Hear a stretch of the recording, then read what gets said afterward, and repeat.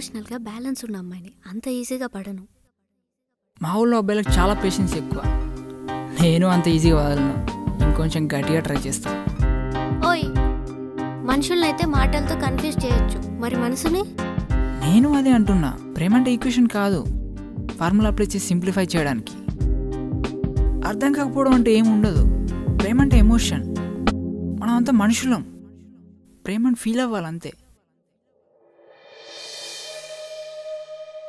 ఈ అమ్మాయిలు చాలా టఫ్ అబ్బా.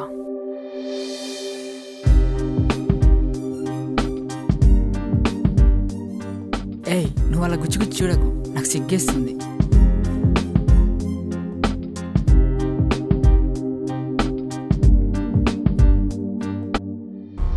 ప్రేమ అంటే అంతే కదా, మర్చిపోనులేం, చచ్చిపోనులేం, మధ్యలో అలా ఉండిపోతాం. మనం ఎవరినైనా ప్రేమిస్తే ప్రేమ కావాలి అంటే ఇలా ఇంట్లో కూర్చొని వెయిట్ చేయడం కాదు, వెతకాలి. ప్రేమ దొరికేంతవరకు వెతుక్కోవాలి. తను గుర్తొస్తే ఇక్కడ పెయిన్ వస్తుంది, ఇక్కడ పెయిన్ వస్తే ఇది పని చేయట్లేదు. ఇది పని చేయనప్పుడు నేను ఎలా పని చేస్తాను? ఇంటి నుండి బయటకు రావట్లేదు నువ్వు అంటున్నావు, తను ఇక్కడ నుండి బయటకు వెళ్ళట్లేదని నేను అంటున్నా. చూడు సత్య, పెయిన్ చూడడం వేరు, అనుభవించడం వేరు.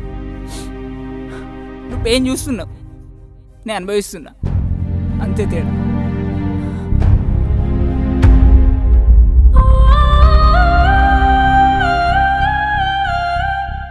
అయినా ఇక్కడ తను నన్ను ప్రేమించడం వదిలేయడం సమస్య కాదు.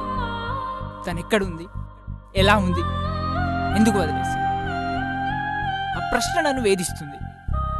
ఆ ప్రశ్నకు సమాధానం దొరుకుతుందా?